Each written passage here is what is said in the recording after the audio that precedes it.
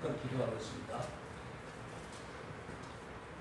고마우신 아버지 하나님, 감사와 찬송과 영광을 드립니다. 아버지 하나님, 이 시간 주님께서 사랑하시는 동산교회 우리 성도들의 각 마음에 성령의 충만한 은혜를 덧입혀 주시옵소서. 성령의 은혜가 아니고는 저희들이 아무것도 할 수 없습니다. 우리 예수님께서 말씀하셨듯이 너희가 나를 떠나서는 아무것도 할 수 없습니다 하셨습니다. 우리 성도들 성령의 능력을 힘입고 주님께서 맡겨주신 귀한 사명 잘 감당케 하여 주시옵소서. 항상 성령이 충만한 교회가 되게 해주셔서 은혜가 넘치게 해주시고 사랑이 넘치게 해주시고 사랑하는 성도들의 가정에도 충만한 행복이 임하게 하여 주시옵소서.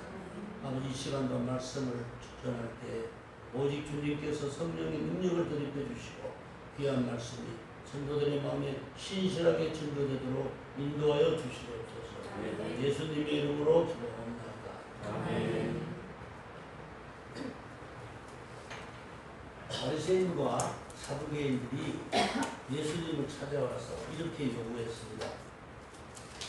예수님, 하늘로부터 오는 표적이 무엇입니까? 그것을 보여주소서. 이렇게 요구를 했어요. 그때 예수님께서 하시는 말씀이 너희가 저녁에 하늘이 붉으면 날이 좋겠다 하고 또 너희가 아침에 하늘이 붉고 흐리면 오늘은 날이 붓겠다 하나니 너희가 날씨를 분별할 줄 알면서 시대의 표적은 분별할 수가 없느냐 이렇게 책망하셨습니다. 여러분들은 이 시대를 어떻게 보고 있습니까? 여러분들도 시대를 분별할 줄 알아야 됩니다. 우리 모든 그리스도인들이 시대를 분별할 줄 아는 영적인 통찰력이 좀 있어야 됩니다. 왜냐하면 에베소서 5장 16절에 때가 악하니라 그랬어요. 때가 악하니라. 때가 악하기 때문에 잘 분별해야 된다는 것입니다.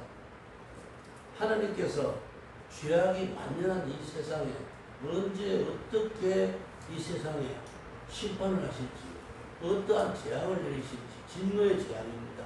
내리실지 알 수 없는 시대에 우리가 살고 있는 것입니다. 그렇기 때문에 본문을 통해서 오늘 깨달음을 우리가 얻고 하나님의 심판이 임박한 이 세상을 어떻게 어떤 믿음으로 이 신앙생활을 잘 해서 극복해 나갈 것인가를 우리가 좀 깨달아보고자 합니다. 오늘 아모스서 1장 1절에 보면 지금 8장 우리가 읽었는데 1장 1절에 보면 여로보암의 시대 지진전 2년에 그부와 목자 중 아모스가 이스라엘에 대하여 이상으로 받은 말씀이라 이런 구절이 있습니다. 아모스가 환상으로 본 하나님의 계시가 대지진인데 이 대지진이 여로보암 시대 지진전 2년에 아모스에게 그 환상을 통해서 하나님이 예언을 해주셨던 것입니다. 그런데 이 예언을 얼마나 이 예언이 크고 엄청난 재앙이었던지 한 200년쯤 지난 뒤에 스가랴 선지자가 또다시 이 대지진에 대해서 언급한 것을 성경에서 읽을 수가 있습니다. 그래서 참 그때 이 여로보암 시대, 우시아 왕 시대까지 그 지진이 엄청난 대지진이었다라는 것을 알 수 있게 됩니다. 스가랴서 14장 4절에 보면 이런 말씀이 있어요. 감람산은 그 한 가운데가 동서로 갈라져 매우 큰 골짜기가 되어서 산 절반은 북으로 절반은 남으로 옮기고 이렇게 이런 구절이 있습니다. 산이 다 갈라져가지고 반은 북쪽으로 반은 남쪽으로 가운데로 깊은 골짜기가 될 정도로 엄청난 지진이 일어났다는 것입니다. 온 나라에 죄악이 만연하고 불신앙, 불법, 부도덕한 사회가 되면은요 필연적으로 하나님의 재앙이 임하게 됩니다. 지금 세계 도처에서 일어나는 여러 가지 재앙들을 한번 보십시오. 우리가 이런 재앙을 좀 눈여겨봐야 됩니다. 무심하게 남의 나라에서 일어난 일이겠지 우리한테는 아무 관계도 없는 일이겠지. 이렇게 지날 것이 아니라 이런 재앙들이 왜 연속해서 일어나는가 이걸 생각하면서 우리가 좀 겸손해야 된다는 것입니다. 산불이 나도 이만저만 크게 나는 게 아니잖아요. 우리나라뿐이 아니에요. 뭐 미국에도 뭐 엄청난 산불이 일어났고 세계 도처에서 산불이 엄청나게 일어납니다.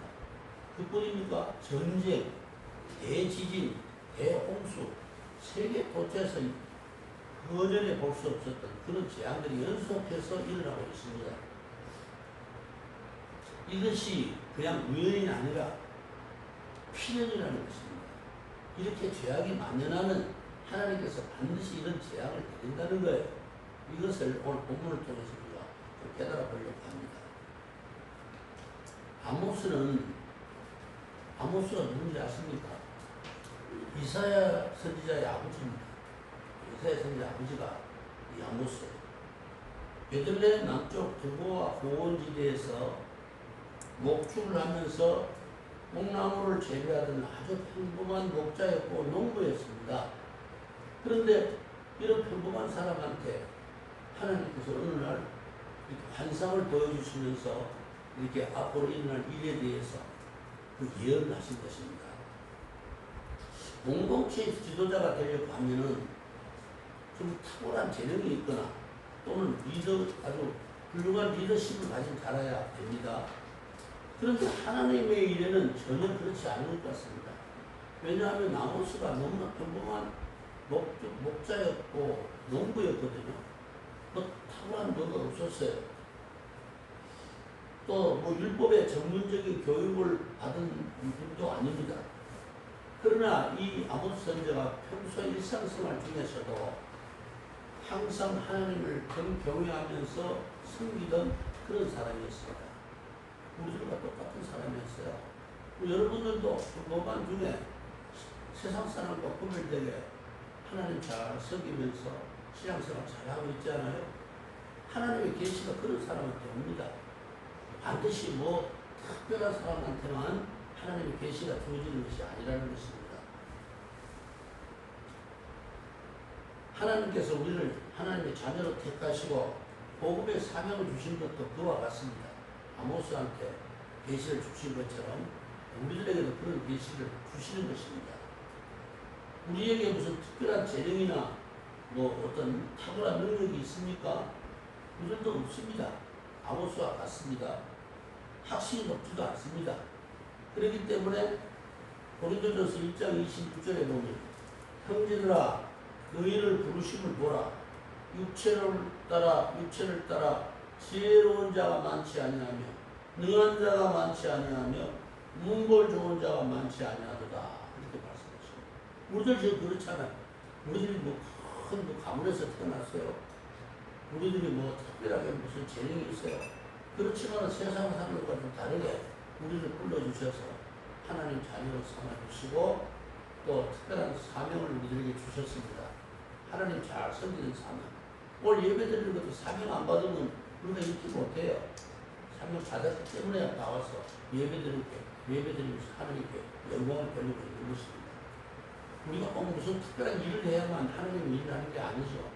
예배 잘 드리는 거, 또 개인적으로 가정에 돌아가서 전문분들에게 신앙생활 하는 거, 기도 잘하고 또 전도도 하고 이런 일이 다 하나님의 일하는 것입니다. 뭐 하나님의 일이 뭐 특별한 게 아니에요. 하나님께서 보여주신 환상입니다.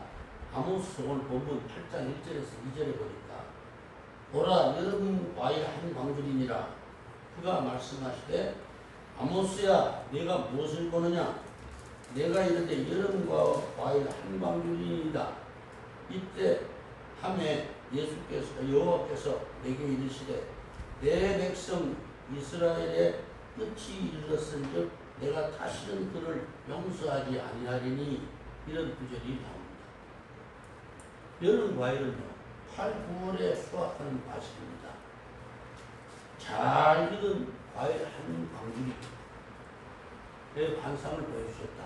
아마 이렇게 여러분이 환상을 봤다면 이걸 어떻게 해석하겠습니까? 야, 내가 축복을 주시는 그런 환상인가 보다. 잘 익은 여름 과일 한 광줄을 담아서 보여주셨으니까 야, 이거 보나마나 나한테 그 축복을 주셨나 보다. 아마 그렇게 생각했죠. 그렇게 받아들이기가 쉬웠을 것입니다. 그러나 결코 그것이 아니었습니다. 곧 이어서 2절을 보면 나와요. 내 백성 이스라엘의 끝이 이르렀은즉 내가 다시는 죄를 용서하지 아니하리니, 이런 말씀 바로 뒤이어서 나옵니다.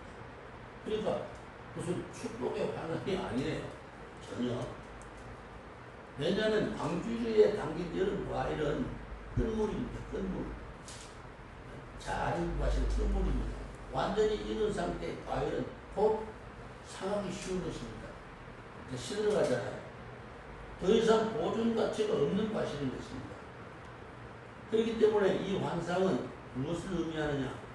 북이스라엘의 죄악이 쌓일 대로 쌓여서 이제 뿌림받을 때가 되었다라는 것을 암시하는 그런 예언인 것입니다. 이사야서에 보면은 이사야 선지자가 아모스의 아들이라고 했잖아요. 선지자 이 아들이 이사야가 6장 4절에 한 말씀 보면 이런 말씀이 있어요. 슬프다 범죄한 나라요, 허물진 백성이요, 행악의 종자요, 행위가 부패한 자 자식이로다. 그들이 여호와를 버리며 이스라엘의 거룩하신 일을 만노히 여겨 멀리하고 물러갔도다. 지금 옛날에 융성했던 유럽의 기독교 국가들이나 한국 교회들 점점 하나님께로부터 멀어지고 있는 상태를 저도 자신도 영적으로 참 안타깝고 슬프게 생각합니다. 지금 그런 현상이 벌어지고 있잖아요. 하나님께서 그 보시고 계셔요. 온 세계가 지금 그러고 점점 하나님께로부터 멀어져 가고 있다는 거예요. 하나님의 선민으로 택함받은 이스라엘 백성들이 특히 우상 숭배와 무속 종교에 빠져서 율법을 멸시하고 또 도덕심과 사회 정의를 무너뜨린 타락한 백성이 되었기 때문에 너희들이 이제 심판 때가 가까웠다. 이렇게 지금 예언해 주시는 예언 방식의 환상입니다. 어떤 재앙이 심판으로 임할 거라고 합니까? 엄청난 대지진이 일어나서 크고 작은 산들이 무너지고 땅이 갈라져서 무수한 백성들이 파묻히고 수많은 시체들이 땅에 버려질 것이다. 이 성경이 나와요. 또 여름 과일이 광주리에 담겨서 옮겨지듯이 너희가 적국의 포로가 되어서 이방 땅으로 옮겨질 날이 올 것이다. 이런 무시무시한 예언입니다. 정말 비극적 재앙의 예언이지요. 저는 이런 말씀을 읽다가 갑자기 무서운 생각도 들고 걱정이 됐어요. 우리나라와 한국교회 주시는 그런 엄숙한 경고가 아닐까. 하나님의 설교에서 말씀하시는 예언은 언제 어떻게 일어날지 아무도 몰라요. 그래서 좀 염려가 돼요.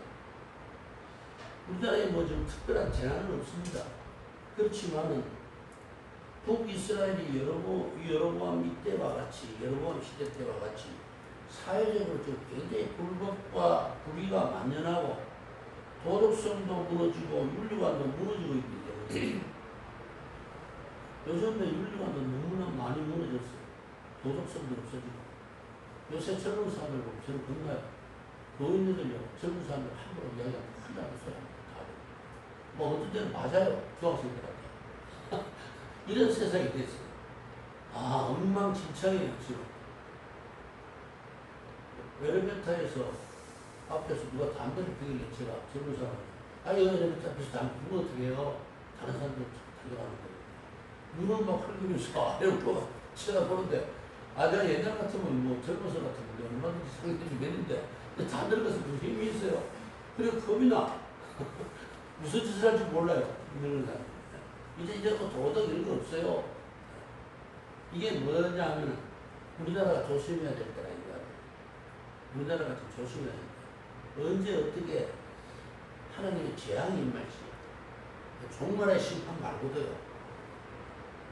하나님의 재앙이 임할 수 있다는 거예요. 겁나요. 그래서 이 말씀을 하고 묵상하면서 우리 성도들이라도 어떤 재앙을 만났을 때 하나님께서 피할 길을 내주시지 않겠습니까? 우리가 잘 하나님 앞에 경건 생활을 잘해야 그래야 하나님께서 어떤 재앙이 와더라도 우리한테 피할 길을 내사 너희로 너희 감당케 하시느니라 이러시지 않겠어요?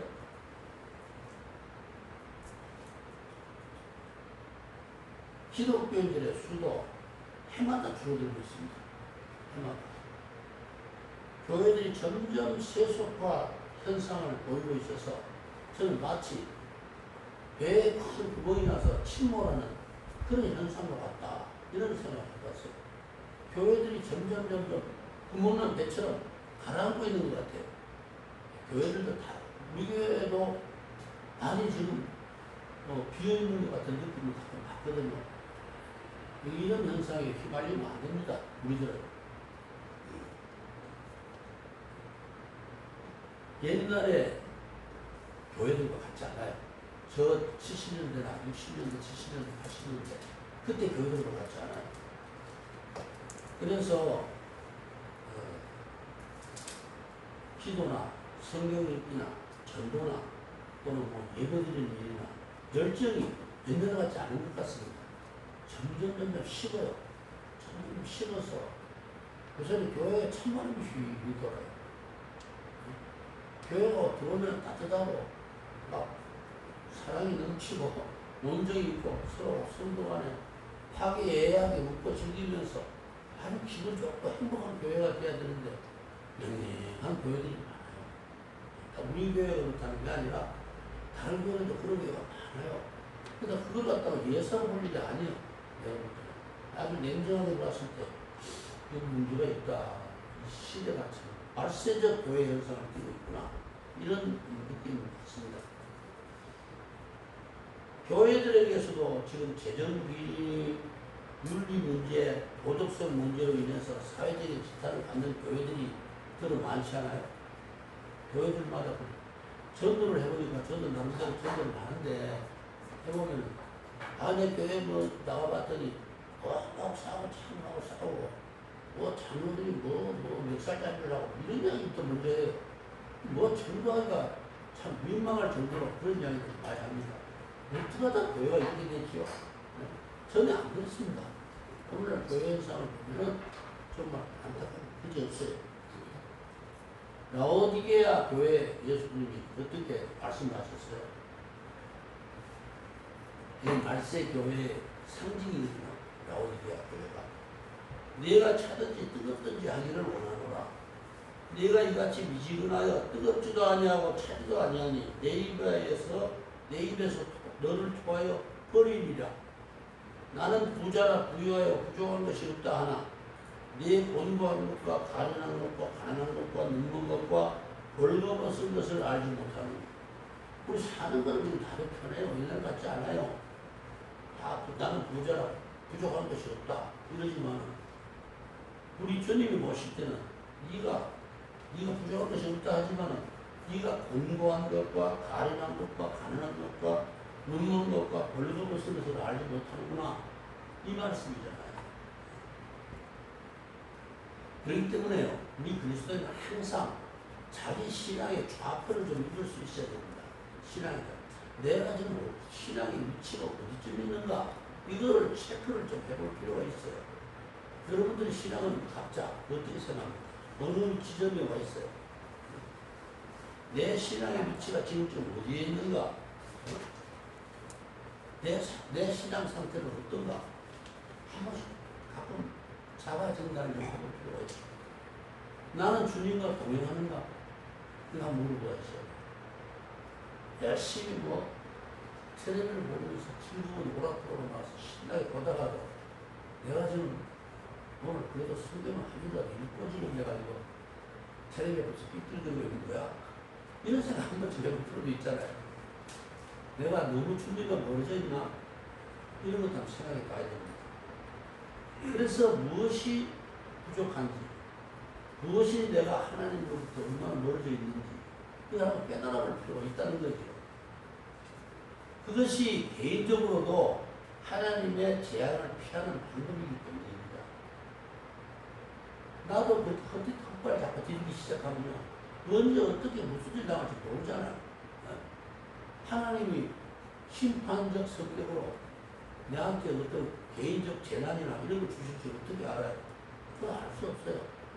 하나님은 때때로 사랑하는 자이지라도 책정을 드시는 분이잖아요. 하나님은 사랑하는 자를 채찍질하십니다. 채찍질하십니다. 채찍질 당하지 않으면 사생하라. 성경에 사생하라. 그런 말씀까지 있잖아요. 3절에 보십시다.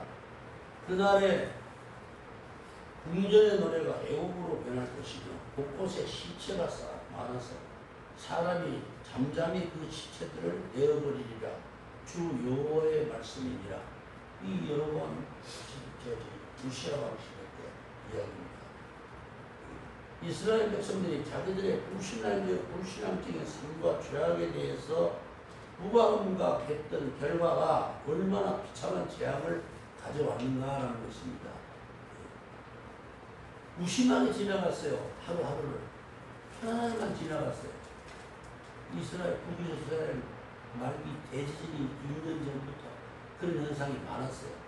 그러니까 2년 전에 미리 보여주신 거예요. 왜? 그 후에 2년 후에 대지진이 일어날 거니까 하나님께서 계획하셨던 거니까 너희 지금부터 조심해야 된다 이거예요. 이누의 백성들처럼 회개하고 돌아섰으면 이런 재앙이 아니네.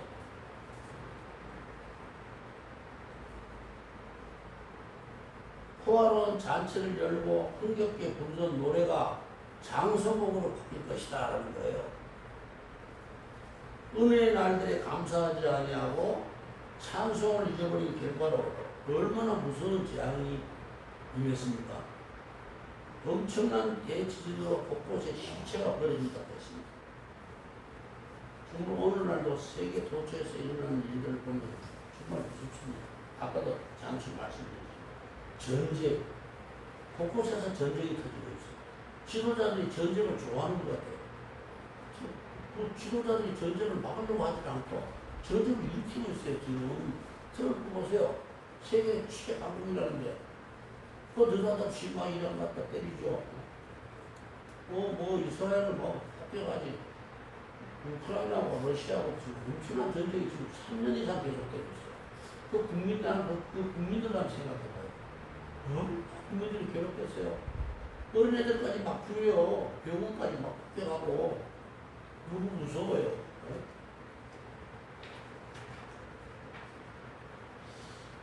산불, 대홍수, 가뭄, 세계 도처에서 이런 일들이 일어나고 있는데 우리나라만 안 일어나는 것 같습니다. 우리나라도 서서히 그런 일이 지금 보이기 시작합니다. 산불이 나도 예전같이 나지 않아요. 예전에 그런 산불 없었어요. 우리 젊은 시절부터 살아오는 동안 내가 그런 엄청난 산불 못 봤어요. 최근에 와서 그리고 2, 3년 전부터 산불 났다 그러면 대형 산불이에요. 축구장 26개 넓이가 탔다는 둥, 60개가 탔다는 둥, 이래 어마어마해요. 사람도 죽고, 가옥이 다 불타버리고. 아무도 하나님의 하시는 일을 막을 수 없습니다. 막을 수 있는 사람은 기독교인들밖에 없어요. 기도하고 이런 나라의 비극적인 재앙이 오지 않도록 우리 기독교인들이 기도 좀 크게 모여서 기도하고 나라를 위해서 걱정하고 기도해. 우리나라의 도덕심이 무너지고 불의가 판을 치고 이러면 정부의 정치 지도자들이 뭐 어떻겠다 비난만 할 것이 아니라 우리 교인들이 우리 성도들이 좀 교회에서 기도회로 모여서 국가의 미래를 위해서 우리 후대들을 위해서 기도해야 되지 않습니까? 요새 그런 문제로 각 교회마다 기도하는 교회들이 얼마나 있는지 모르겠는데 우리 교회가 그런 기도 좀 해야 되잖아요. 그 누가 이 나라를 지켜요? 하나님으로부터는 재앙은 기독교인들이 아니면 막을 수가 없습니다. 누가 막아요? 누가 하나님께 빌고 회개하고 기도합니까? 기독교인들이 하거든. 우리 그리스도인들이 하는 거예요. 그리스도인들이 그 일을 해야 되는데 나하고 관계없으니까 우리 그리스도인들도 맹맹하게 하잖아요. 참 멀어져 있어요. 당시의 이스라엘 죄악상이 어땠을까요? 4절에 보니까 가난한 자를 삼키며 땅에 힘없는 자들을 망하게 하는 자들아 이 말을 들어라. 당시 이스라엘의 권력자들과 부자들이 힘없고 가난한 서민들을 얼마나 약보고 착수했는지를 지금 보여주는 말씀입니다. 힘없는 서민들의 것을 수탈하고 부당한 이득을 취해서 부를 부렸습니다. 요번에 뭐 청문회하는데 보니까 어떤 누구라고 질문 안 하겠는데 그 한 달에 뭐 450만 원씩 되는 아들 유학비를 뭘로 했습니까? 질문합니다. 배추 농사를 해가지고 한 달에 450만 원씩 줍니다. 배추 농사 해가지고 한 달에 450만 원 줍니다. 택도 소리 같아요. 나도 농촌에서 많이 봤지만 큰 대농을 하면 몰라도요. 꼭 텃밭 몇 개 가지고 좀 그거 가지고 해서 무슨 시대로 아들 유학비를 한 달에 450만 원씩 보냅니까? 말도 되지 않은 소리로 그렇게 청문회 하는 걸 보고 돈을 뭐 몇 억씩 그렇게 해요. 이런 걸 보고 야 이게 도대체 정치인인데 저렇게 지도자들인데 정치인들 우리 국민들의 지도자들인데 지도자들이 저렇게 거짓말을 갖다 밥 먹듯이 하고 부의하고 딱 하고 큰일 나라가 그래도 무심히 한쪽 편들만 계속 편들어주고 그래서 계속 이쪽에서 욕쟁만 하고 맨날 싸워 남북한이 싸우듯이 걱정돼요.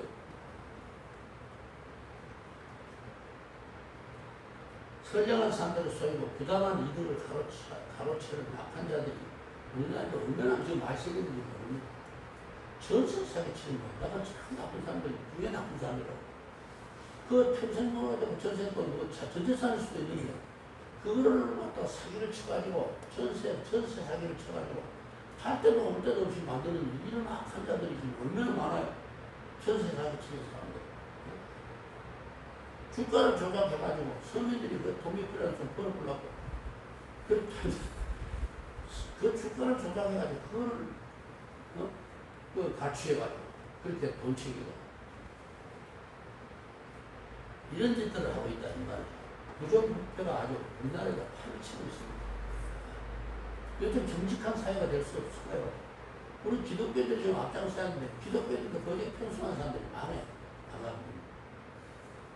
그런데도 이 평안한 삶을 우리가 누릴 수 있는 것은 하나님께서 우리에게 그래도 긍휼을 베풀어 주시고 계시기 때문에 하나님께서 그냥 봐주시는 거야.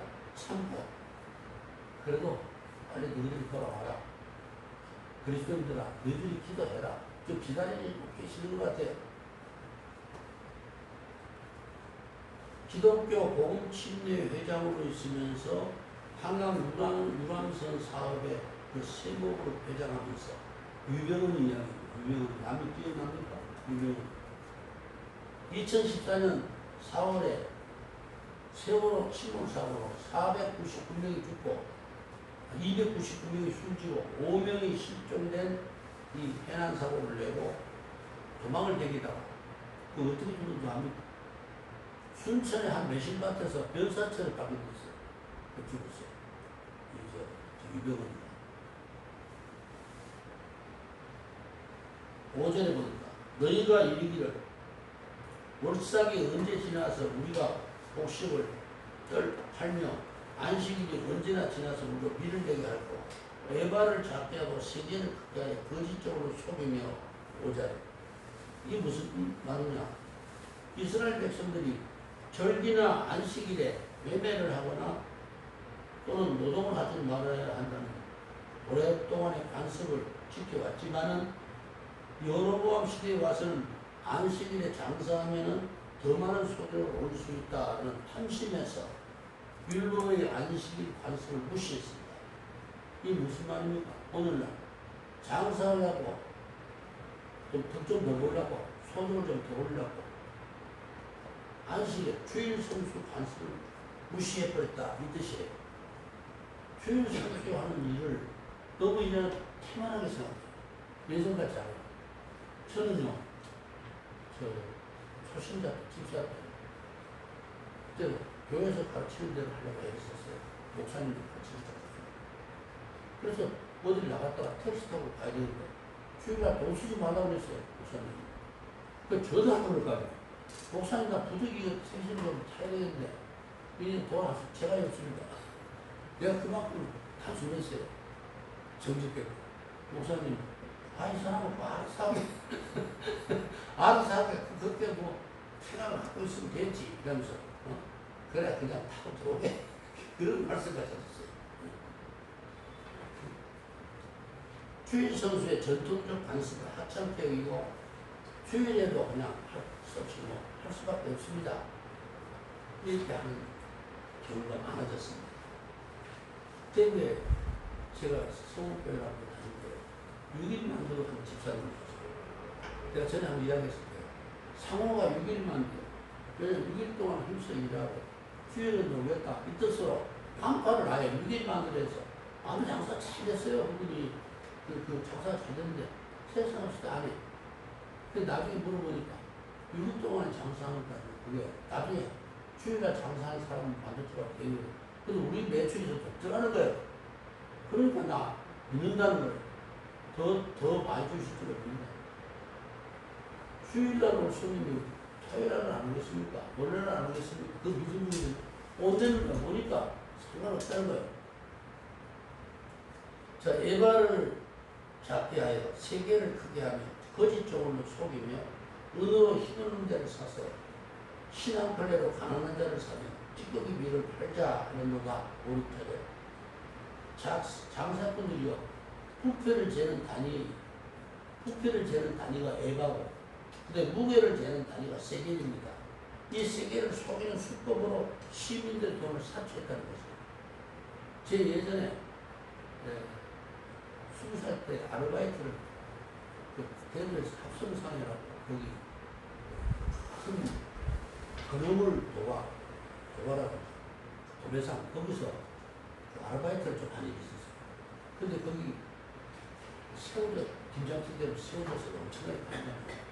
도라도방에다 새우젓을 탁 담아놓고 큰 사방에서 이제 김장찌개 물건 좀 옵니다. 근데 한 깡통이 있어요. 이 깡통에다 뜨면은 그 어떻게 뜬지 압니까? 그 요새는 그렇게 하는 게 없는데 뜰 때 물을 두 번 집어넣거든요. 거기다가 불 넣는 만큼 양이 늘어나다. 도라도방 밑에 대고 물 붙으면 들어가요. 위에다가 이 새우를 이제 삼지차 같은 걸 막 쑤셔대면요 새우가 막 일어나. 그래가지고 쑥 하고 일어나. 그러니까 그걸 물은 밑에 들어가고 밥은 물 들어가고요. 거기서 살짝 걸치면 그게 쑥 하고 그냥 얹어지는 거야. 그런 소금을 썼어요. 그 내가 왜 그렇게 자꾸 하는 거예요? 이래야 남는 거야. 이래. 이래야 남는 거야. 막 이래 새우젓 떠와서 보세요. 그거 조심해야 돼. 막 참 수시되는 게 수상하게 막 새우가 꼬리까지 다 일어나. 다 일어나가지고 싹 걸쳐요. 나 옛날에 그런 거 해봤어.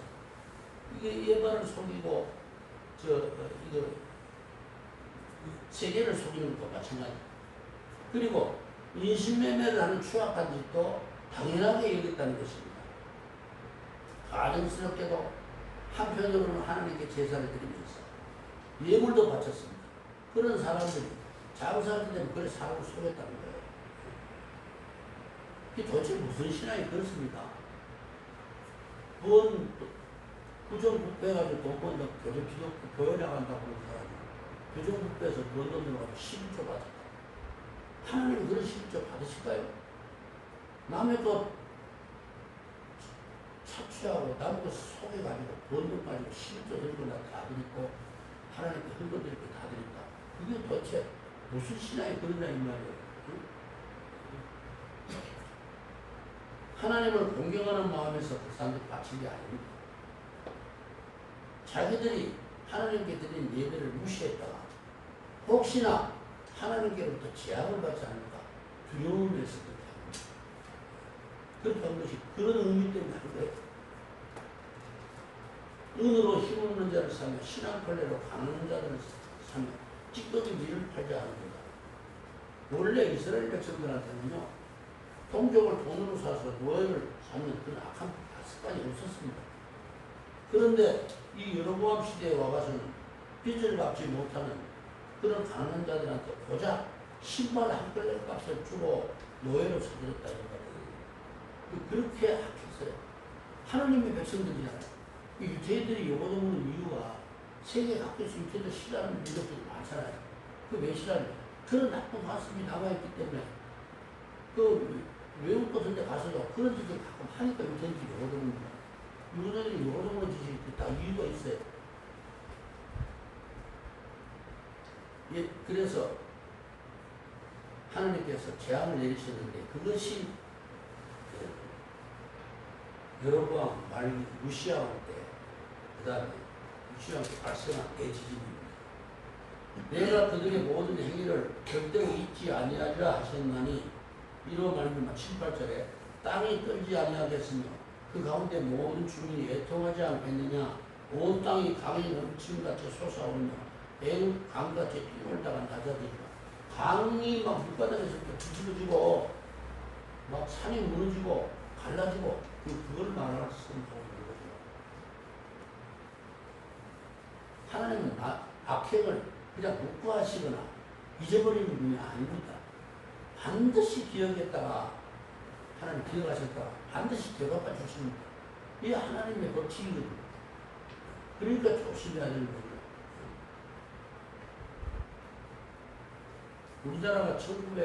우리나라에 왜 6.25 사변이 일어났을까요? 6.25 사변이 언제 일어났습니까? 1945년에 해방되고요. 1950년에 일어났습니다. 5년 만에 일어난 거예요. 1945년 8월 15일 날 해방되고 온 국민들이 태극기 들고 길거리 다 뛰어나와가지고 만세 부르고 우리 그 다큐멘터리 장면 보면 나오잖아요. 너무너무 기뻐하고 감사했어요. 기독교인들도 다 찬양하고 감사했죠. 그런데 그렇게 대한독립 만세 부르고 감사하는 국민들이 그 이후로 5년 동안 어떻게 지냈는지 아십니까? 남북한으로 갈렸어요. 분단됐어요. 바로 분단됐고 기쁨도 잠시고 좌우익으로 갈려가지고 그때부터 온갖 죽고 죽이는 사건들이 많이 일어났습니다. 여러분도 기억하실 거예요. 여순 반란 사건이라고 옛날에는 그랬는데 지금은 이제 반란 물도 많이 쓰대요. 그때는 우리 때 젊을 때 여순 반란 사건, 여수 순천 반란 사건, 제주 4.4폭도 다 그때 했어요. 그런 사건 다 그때 일어난 겁니다. 엄청 또 우익에서는 또 그 공산주의자들 유명한 김두한이부터 시작해가지고 깡패들 동원해가지고 뒤에서 용산적으로 파묻고 그랬어요. 엄청난 죽고 죽이는 5년 동안 그런 일이 벌어졌어요. 계속해서 대한민국. 그러니까 하나님이 재앙을 안 내리시겠어요. 그렇게 은혜를 주셔서 우리 힘으로 독립한 것도 아니에요. 그런데 독립되게 해주셨는데 그 기쁨도 잠시 전부 다 그런 맨날 싸움질하니까 하나님께서 1950년 6월 25일 날 며칠 전에 기습 남침을 시켜서 장장 3년 이상 동안 참혹한 전쟁으로 온 국토가 초토화됐습니다. 그때 3년간 전쟁 기간 동안에 약 300만 명 이상의 사상자가 났습니다. 저도 그때 10살 때 피난가서 8살 때까지 그때까지 부사까지 피난가고 다 기억이 있는데 수많은 건물 가옥들이 파괴되고 국민들이 엄청난 고통과 슬픔을 겪어야 했습니다. 왜 그런 비극전쟁이 일어났습니까? 우리 국민들이 하나님의 은혜다 감사는 금방 다 잃어버리고 해방 직후부터 아까 말씀드린 대로 남북한으로 갈려가지고 좌우익으로 갈려서 그거 계속하는 싸움이 지금까지 계속되고 있어요. 지금까지 지금 좌우로 갈려가지고 날마다 싸움 아닙니까 정치인들. 그 하나가 돼야 되는데 왜 지금까지 싸우고 있어요? 이래가지고 하나님의 재앙을 어떻게 피할 수가 있겠는가? 나 그래서 건너는 이러다가 대한민국에 우리나라에 무슨 그런 재앙이 또 임하면 나는 괜찮아요. 80년 이상 살았으니까 나는 괜찮은데 우리 애들하고 어린 손자 손녀들 생각하면 끔찍해. 나 그 생각만 해요.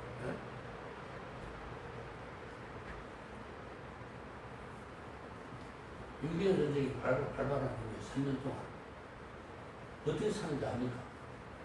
그때 책도 그렇지만 물도 많이 봤어요. 초원 목표가 살았다. 풀뿌리, 초원, 풀초자, 뿌리 근자, 풀뿌리, 초원 높이, 나무껍질, 그거 가지고 소나무 껍질 벗겨가지고 가로 나와요. 그거 죽구를 먹고 그랬다고. 먹을 게 없으니까. 그렇게 배를 먹고. 그랬던 국민들이에요.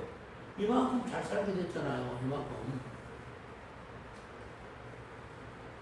이런 재앙을 당하지 않도록 우리가 기도하면서 깨어서 신앙생활 잘해봅니다. 우리라도 좀 잘하시고, 우리라도. 다른 사람, 다른 교회, 우리가 이야기할 것도 없고, 우리 교회라도 좀 모여서 나라와 민족을 위해서, 또 우리 후대들을 위해서 기도를 열심히 하자고요.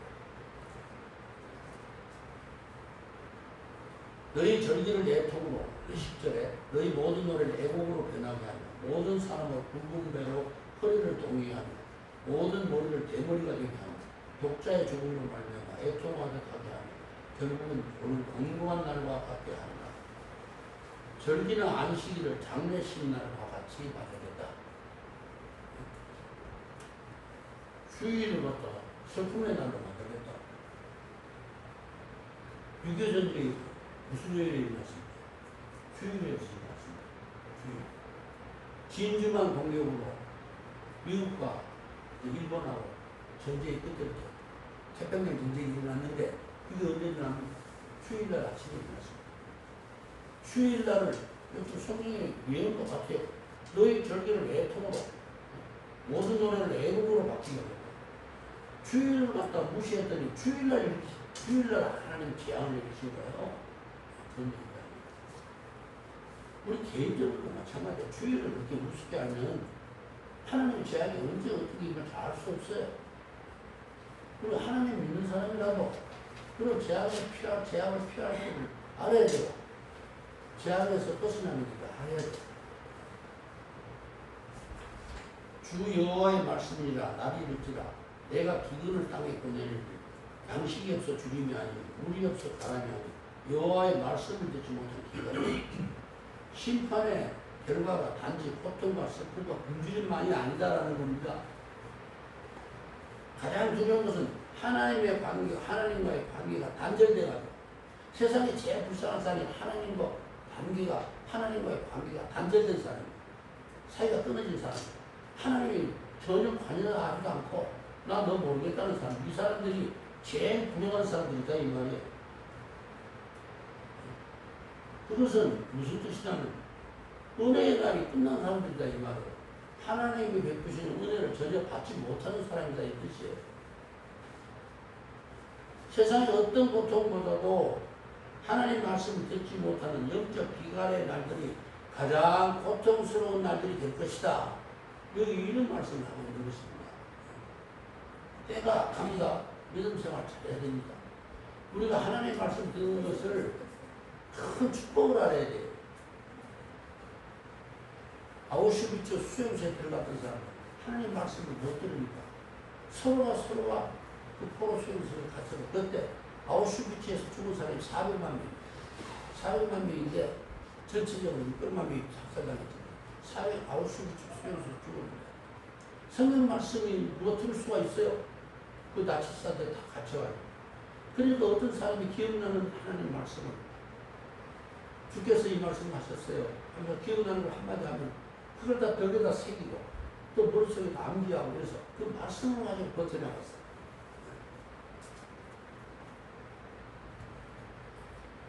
하나님 말씀 듣는 것이 세상의 어떤 고통보다도 하나님 말씀 듣지 못하는 것이 즉 영적 기간의 날들이 가장 고통스러운 날들이 될 것이다. 그 말씀입니다. 그 비록 와서 듣다 가고 하나님 말씀 잘 들어두시면 머릿속에 남아. 지금 여러분들 생활하면서 생각이 안 나요. 근데 어떤 문제에 봉착하면 그 말씀 다 떠오를 거예요. 생각나게 하리라고 했거든요. 그때 좀 다 생각나게 하셔야 돼요. 그러니까 하나님 말씀 잘 들어야 됩니다. 그것이 복된 삶입니다. 말씀을 듣지 못하면 살아도 죽은 자와 같다고 했습니다. 내가 살았다는 이름을 가졌으나 죽은 자로다. 계시록 3장이죠. 여러분 모두가 이 시대를 잘 분별해서 하나님 말씀을 순종하면서 경건 생활을 잘 할 때 여러분들의 삶의 영육간에 하나님의 축복이 풍성히 임한다는 것을 잊지 마시기 바랍니다. 아멘으로 축복합니다. 기도. 아버지 하나님 감사합니다. 오늘도 주의 말씀을 통해서 우리가 시대를 분별하는 지혜를 받았습니다. 아버지 하나님, 저희들이 하나님의 말씀을 사랑하고 항상 하나님 말씀 안에서 살도록 인도하여 주시옵소서. 우리들의 사랑하는 성도들의 삶에 재앙이 임하지 못하도록 하나님께서 지켜 보호해 주시옵시고 항상 어떠한 재난에도 늘 극복하고 승리할 수 있도록 인도하여 주시옵소서. 예수님의 이름으로 감사하며 기도합니다.